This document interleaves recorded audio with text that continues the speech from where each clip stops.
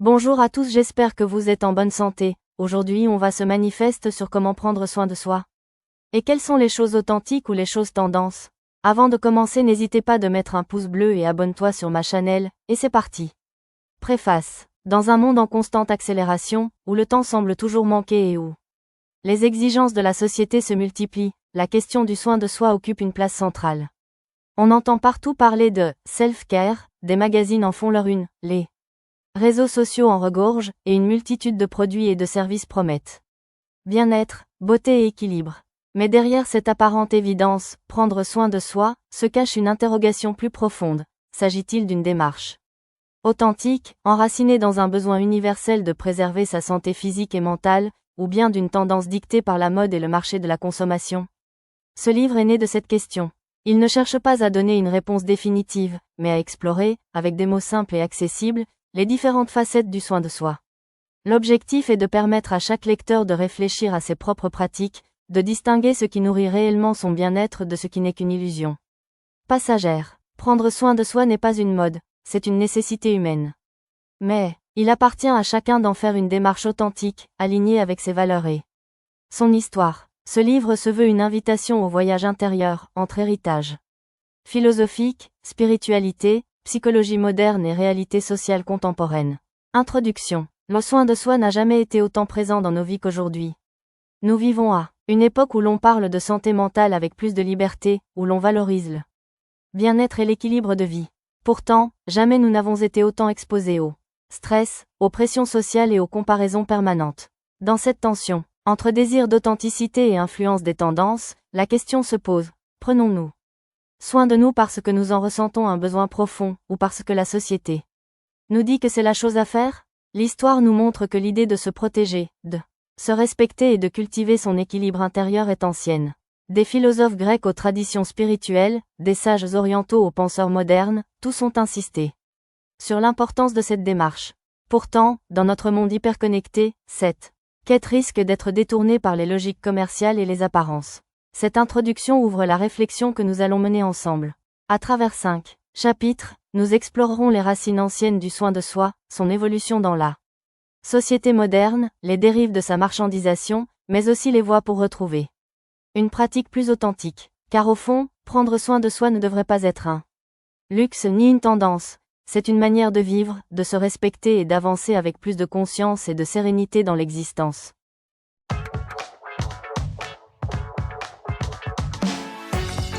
La montée du self-care dans la société moderne. Depuis quelques décennies, le concept de self-care s'est imposé dans nos sociétés.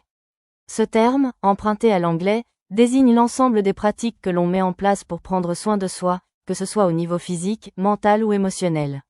Mais cette notion, aujourd'hui omniprésente dans les discours médiatiques, politiques et commerciaux, n'a pas toujours eu cette importance.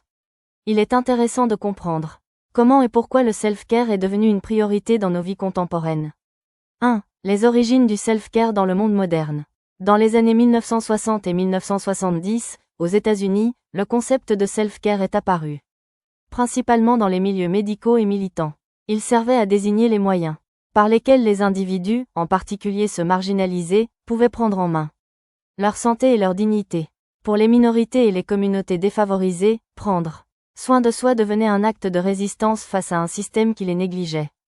2. L'explosion médiatique et culturelle. Avec le temps, ce concept a quitté les cercles militants pour envahir la culture populaire. Aujourd'hui, les réseaux sociaux, les magazines et les industries du bien-être utilisent le terme « self-care » pour vendre des produits, des services et des expériences.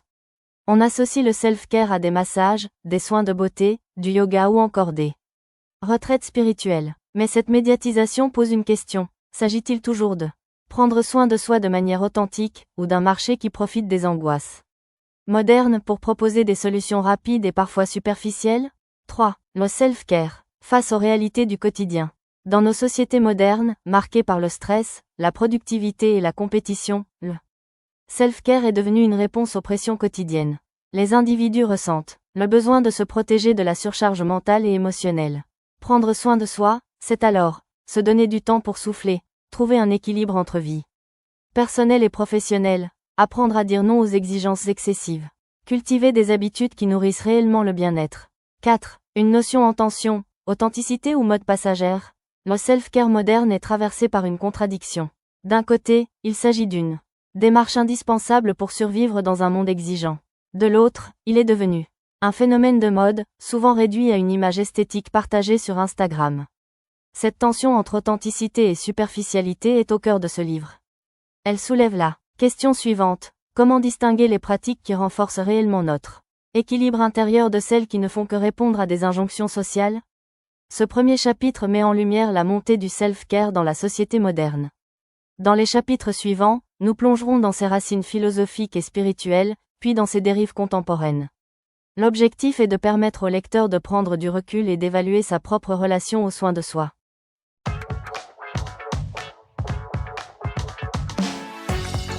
Les racines philosophiques et spirituelles du soin de soi. Prendre soin de soi est aujourd'hui présenté comme une pratique moderne, presque inventée par notre époque. Pourtant, cette idée traverse l'histoire humaine depuis des millénaires. Bien avant que les réseaux sociaux et les industries du bien-être ne s'en emparent, des philosophes, des sages et des traditions religieuses avaient déjà réfléchi à l'importance de cultiver l'équilibre intérieur, de protéger son corps et de nourrir son âme. Dans ce chapitre, nous allons explorer ces racines profondes. De la philosophie grecque aux sagesses orientales, en passant par les grandes religions monothéistes, nous découvrirons que le soin de soi a toujours été considéré comme une condition essentielle pour mener une vie digne, harmonieuse et pleine de sens. 1. La philosophie grecque, l'art de se connaître et de s'épanouir. La Grèce antique a marqué l'histoire de la pensée occidentale, et c'est là que l'idée de soin de soi a trouvé ses premières formulations philosophiques. Socrate est célèbre pour sa maxime « Connais-toi toi-même ». Pour lui, prendre soin de soi ne consistait pas en premier lieu à s'occuper de son apparence ou de son confort matériel, mais à cultiver son âme. Il enseignait que la véritable richesse de l'être humain réside dans sa capacité à réfléchir, à se questionner et à vivre en accord avec ses valeurs. Platon a prolongé cette réflexion en affirmant que l'âme humaine devait être ordonnée et harmonieuse. Le soin de soi consistait donc à discipliner ses passions et à orienter son existence vers la recherche de la vérité et du bien. Aristote, quant à lui, a introduit la notion d'eudaimonia, souvent traduite par « bonheur accompli » ou « épanouissement ». Pour lui, prendre soin de soi, c'était cultiver la vertu, agir selon la raison et développer son potentiel dans la communauté humaine. Le bien-être individuel ne pouvait pas être séparé du bien collectif. Ces penseurs voyaient déjà le soin de soi comme une démarche profonde, qui dépasse le simple plaisir pour toucher à l'éthique et à la quête du sens. 2. Le stoïcisme, la paix intérieure comme remède aux épreuves. Quelques siècles plus tard, les philosophes stoïciens comme Sénèque, Épictète et Marc Aurèle ont repris cette question en insistant sur la maîtrise de soi. Leur enseignement partait d'un constat simple: la vie est pleine d'épreuves, de pertes et de situations que nous ne contrôlons pas. Vouloir tout maîtriser est une illusion qui ne conduit qu'à la souffrance. Le soin de soi, pour eux, consistait à apprendre à distinguer ce qui dépend de nous et ce qui n'en dépend pas. Ce qui dépend de nous, nos pensées, nos choix, notre attitude. Ce qui ne dépend pas de nous, le regard des autres, la maladie, les aléas de la vie. Ainsi, cultiver la résilience, la patience et la sérénité permettaient de vivre dans une paix intérieure, même au milieu des tempêtes. Aujourd'hui encore, cette philosophie inspire la psychologie moderne, notamment dans la gestion du stress et des émotions. 3. Les traditions spirituelles orientales, l'harmonie corps-esprit. À des milliers de kilomètres de la Grèce, d'autres civilisations ont développé leur propre réponse à la question du soin de soi. En Inde, le yoga et la méditation enseignent depuis des millénaires que l'équilibre entre le corps et l'esprit est fondamental. Respirer consciemment, pratiquer des postures physiques et cultiver la concentration intérieure sont autant de façons de maintenir la santé globale. En Chine, le taoïsme et la médecine traditionnelle insistent sur l'harmonie avec la nature. Le soin de soi passe par l'écoute du rythme des saisons, l'équilibre entre le yin et le yang, et une alimentation adaptée. Le bouddhisme a également apporté une dimension essentielle, la pleine conscience. Prendre soin de soi signifie ici apprendre à être présent, à accueillir ses émotions et à cultiver la compassion envers soi-même et les autres. Ces traditions orientales montrent que le soin de soi est indissociable d'une vision globale de la vie, où le corps, l'esprit et l'environnement sont liés. 4. Les grandes religions monothéistes, spiritualité et responsabilité. Les religions monothéistes, judaïsme, christianisme et islam, associent aussi le soin de soi à une dimension morale et spirituelle. Dans le judaïsme, prendre soin de soi est perçu comme un acte de respect envers la vie donnée par Dieu. Les règles alimentaires, les temps de repos, comme le Shabbat, et les rituels spirituels sont conçus pour protéger l'équilibre humain. Dans le christianisme, l'amour de soi et l'amour du prochain sont liés. Se respecter, éviter les excès et cultiver la charité sont considérés comme des moyens de vivre en harmonie avec la volonté divine. Le soin de soi ne doit pas être égoïste, mais orienté vers une vie juste. Dans l'islam, le soin de soi est également une responsabilité spirituelle. Le corps et l'âme sont vus comme des dons de Dieu, qu'il convient de préserver. La prière régulière, le jeûne du Ramadan, mais aussi l'hygiène et la modération dans la vie quotidienne sont des pratiques qui renforcent la santé et la spiritualité.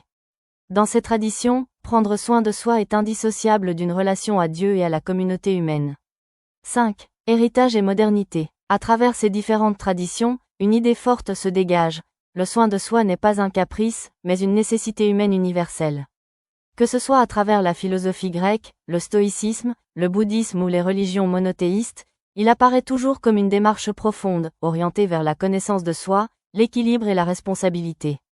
La différence avec notre époque, c'est que ces sagesses considéraient le soin de soi comme une exigence intérieure, et non comme une tendance dictée de l'extérieur. Aujourd'hui, la question qui se pose est la suivante. Allons-nous continuer à réduire le soin de soi à une mode passagère, ou allons-nous renouer avec cet héritage ancien pour en faire une pratique authentique et durable?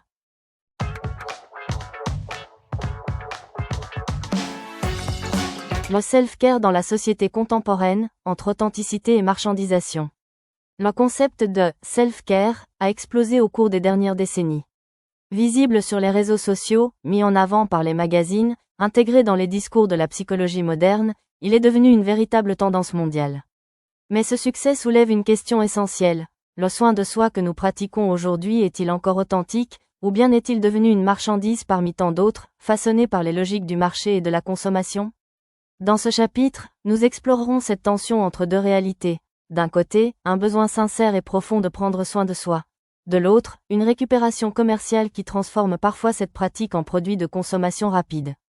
1. La démocratisation du self-care, une aspiration universelle. Au cours du XXe siècle, l'idée de prendre soin de soi s'est peu à peu démocratisée. Les progrès médicaux, la psychologie et les sciences sociales ont mis en évidence l'importance de la santé mentale, du repos et du bien-être global. Aujourd'hui, de plus en plus de personnes considèrent qu'il est normal, voire nécessaire, de s'accorder du temps pour soi. Prendre soin de son sommeil, pratiquer une activité sportive, manger sainement ou encore méditer ne sont plus des pratiques marginales. Elles sont devenues centrales dans le quotidien de millions de personnes. Cette démocratisation a un côté positif. Elle brise les tabous, encourage à parler de santé mentale et rappelle que le bonheur intérieur est une quête légitime. 2. L'influence des réseaux sociaux, inspiration ou illusion? Les réseaux sociaux jouent un rôle majeur dans la diffusion du self-care. Sur Instagram, TikTok ou YouTube, les vidéos et publications mettant en avant des routines de bien-être, des recettes saines ou des séances de yoga se multiplient. Mais cette exposition massive a deux visages. D'un côté, elle inspire. Voir des personnes partager leurs pratiques peut donner des idées, encourager à se lancer dans la méditation, la lecture ou l'activité physique. D'un autre côté, elle crée des standards irréalistes. Les images parfaites de « morning routine » avec bougies parfumées, smoothies colorés et intérieurs minimalistes peuvent générer une pression sociale. Le self-care devient alors une performance à montrer, plutôt qu'une pratique sincère et personnelle. Ainsi, au lieu d'apaiser, le self-care tel qu'il est présenté en ligne peut parfois accentuer l'angoisse et le sentiment de ne pas être à la hauteur. 3. L'industrialisation du bien-être, quand le marché s'en empare. L'un des phénomènes les plus marquants de notre époque est la récupération commerciale du self-care. Industrie cosmétique, marques de sport, applications de méditation, compléments alimentaires, voyages, détox. Le marché du bien-être est aujourd'hui évalué à des centaines de milliards de dollars. Ce développement pose une question. Prendre soin de soi est-il devenu un luxe réservé à ceux qui peuvent se payer des produits chers et des retraites exclusives? Ou bien est-ce une chance, car l'offre diversifiée permet à chacun de trouver une solution adaptée à son mode de vie? Le risque est clair. En transformant le self-care en produit, on risque de vider la pratique de sa dimension intérieure et spirituelle, en la réduisant à un simple acte d'achat. 4. Le self-care authentique, une pratique qui ne coûte rien. Pourtant, si l'on revient aux racines, comme nous l'avons vu au chapitre précédent, le vrai soin de soi n'a pas besoin d'accessoires coûteux. Dormir suffisamment, un geste fondamental, accessible à tous. Respirer consciemment, quelques minutes de respiration profonde apaisent le corps et l'esprit. Se déconnecter des écrans, s'accorder du temps loin des sollicitations numériques. Écrire, prier, méditer ou marcher dans la nature, autant de pratiques simples, qui nourrissent l'âme sans nécessité de dépenses. Ces gestes rappellent que le self-care est avant tout une démarche intérieure, qui ne dépend pas du marché, mais de la volonté et de la discipline personnelle. 5. Une tension permanente, entre authenticité et marchandisation. Aujourd'hui, le self-care se situe à la croisée de deux chemins. Un chemin authentique, enraciné dans la sagesse des traditions anciennes, qui invite à l'équilibre, à la connaissance de soi et à la simplicité. Un chemin marchandisé, façonné par le marketing et la société de consommation, qui transforme le soin de soi en produit de luxe ou en image à montrer. Le défi pour chacun d'entre nous est de trouver un équilibre, s'inspirer des ressources disponibles sans tomber dans le piège de la surconsommation.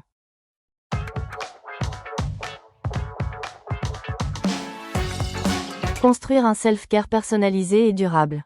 Après avoir exploré les racines spirituelles et philosophiques du soin de soi, chapitre 2, puis les dérives et promesses de la société contemporaine, chapitre 3, il est temps de revenir à l'essentiel. Comment, concrètement, construire une pratique du self-care qui soit authentique, adaptée à soi et durable dans le temps? Ce chapitre n'est pas une simple liste de conseils. Il est une invitation à réfléchir sur soi-même, à identifier ses besoins, ses limites et ses aspirations profondes. Car le soin de soi véritable ne peut être universel, il est nécessairement personnalisé. 1. Le self-care commence par la connaissance de soi. Avant de se lancer dans des routines ou des pratiques, il faut apprendre à se connaître. Quels sont mes besoins fondamentaux en ce moment? Ai-je surtout besoin de repos physique, de sérénité mentale, ou de lien social? Suis-je dans une période de ma vie où je dois ralentir, ou au contraire me mettre en mouvement? Cette phase d'introspection permet d'éviter un piège courant, copier le self-care des autres. Ce qui fonctionne pour une personne peut être inutile, voire contre-productif pour une autre. 2. Les piliers d'un self-care équilibré. On peut identifier 4 dimensions essentielles pour bâtir un self-care global. A. Le corps. Prendre soin de son corps est la base. Cela inclut une alimentation équilibrée et adaptée, un sommeil réparateur, une activité physique régulière, même douce, l'attention portée à la santé, médecine, hygiène, prévention. B. L'esprit. Le self-care mental consiste à protéger son esprit de la surcharge et du stress. Lire, apprendre, réfléchir. Écrire ses pensées pour les clarifier. Limiter la consommation d'informations toxiques. C. L'émotionnel. Nos émotions sont un baromètre de notre bien-être. Prendre soin de soi émotionnellement signifie accueillir ses émotions sans les juger. Exprimer ce que l'on ressent de manière saine. Cultiver la gratitude et la bienveillance. D. Le spirituel. Pour beaucoup, la dimension spirituelle est incontournable. Méditer, prier ou contempler. Chercher un sens à ses actions. Vivre en cohérence avec ses valeurs profondes. Ces 4 piliers ne sont pas indépendants, ils interagissent et s'équilibrent. 3. Créer une routine personnalisée. Un self-care durable doit s'inscrire dans la vie quotidienne, sans devenir une contrainte rigide. Commencer petit, choisir 1 ou 2 pratiques simples. Être régulier, mieux vaut 5 minutes par jour que 2 heures une fois par mois. Adapter la routine à ses rythmes, le matin pour certains, le soir pour d'autres. Il ne s'agit pas de remplir un agenda avec des obligations supplémentaires, mais d'introduire des moments qui nourrissent réellement. 4. Les obstacles au self-care et comment les dépasser.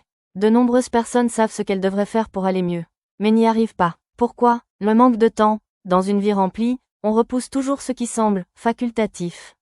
La clé est de comprendre que le self-care n'est pas du luxe, mais une nécessité.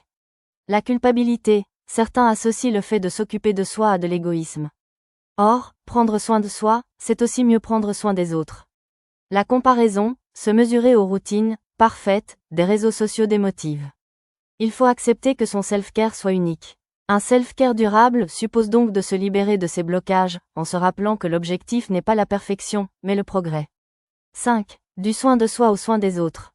Paradoxalement, le vrai self-care ne nous enferme pas dans l'individualisme. Au contraire, plus nous prenons soin de nous-mêmes, plus nous sommes capables d'être présents et bienveillants envers les autres. Une personne épuisée, stressée ou négligente envers elle-même finit par se couper de son entourage. À l'inverse, quelqu'un qui prend soin de son équilibre rayonne naturellement et apporte du soutien autour de lui. Ainsi, construire un self-care durable, c'est aussi contribuer à un cercle vertueux, mieux se traiter soi-même pour mieux traiter les autres.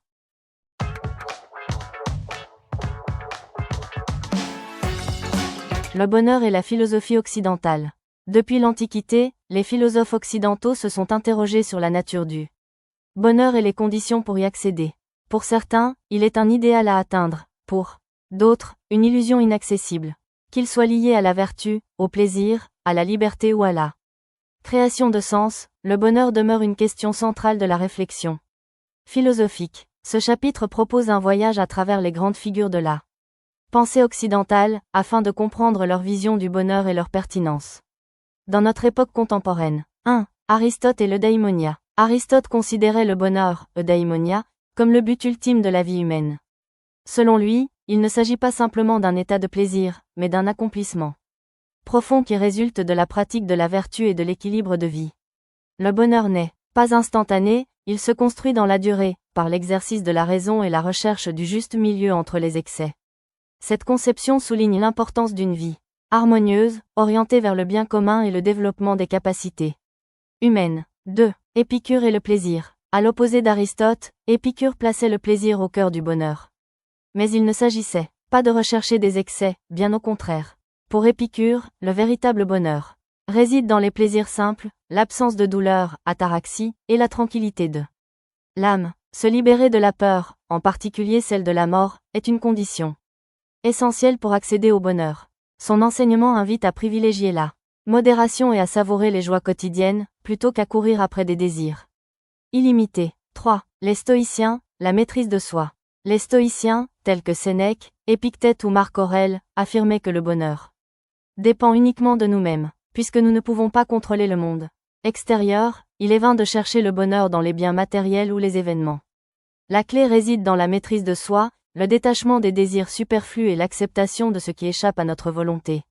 Le bonheur est donc une sérénité intérieure, une paix de l'âme qui ne vacille pas, même face aux épreuves de la vie. 4. Kant et la moralité. Pour Kant, le bonheur ne peut pas être défini universellement, car il dépend des désirs et inclinations de chacun. Cependant, il estimait que la recherche du bonheur ne devait pas primer sur la moralité. Ce qui compte avant tout, c'est d'agir par devoir et selon la loi morale universelle. Ainsi, le bonheur véritable serait une conséquence indirecte de la vertu et de l'action morale, plutôt qu'une fin poursuivie égoïstement. Cette vision replace la morale au centre de la quête humaine. 5. Nietzsche et le bonheur tragique. Nietzsche rejetait l'idée d'un bonheur facile ou confortable.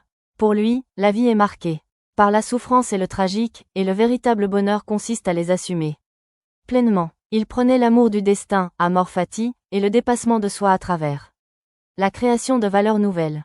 Le bonheur nietzschéen n'est pas une sérénité paisible, mais une affirmation intense de la vie, avec ses épreuves, ses luttes et ses grandeurs.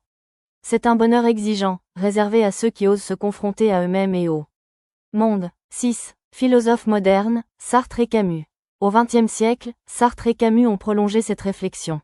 Pour Sartre, l'homme est condamné à être libre. Il doit choisir et assumer ses choix. Le bonheur ne vient donc pas de règles préétablies, mais de la responsabilité de créer sa propre existence. Camus, de son côté, voyait la vie comme absurde, mais estimait que l'homme pouvait être heureux en acceptant cet absurde et en y opposant une révolte lucide. Le bonheur est alors une création de sens, malgré l'absence de finalité ultime. Le parcours à travers la philosophie occidentale révèle que le bonheur n'a pas une définition unique. Aristote l'associe à la vertu, Épicure au plaisir simple, les stoïciens à la maîtrise de soi, Kant à la moralité, Nietzsche au dépassement de soi, et les existentialistes à la liberté et au sens. Ces visions différentes éclairent le fait que le bonheur est pluriel, qu'il se construit différemment selon les époques, mais qu'il reste toujours au centre de la quête humaine. Aujourd'hui encore, ces enseignements demeurent des sources d'inspiration pour vivre une vie pleine et consciente. C'est tout pour aujourd'hui, merci infiniment de votre attention, on se retrouve dans la prochaine vidéo et bonne journée.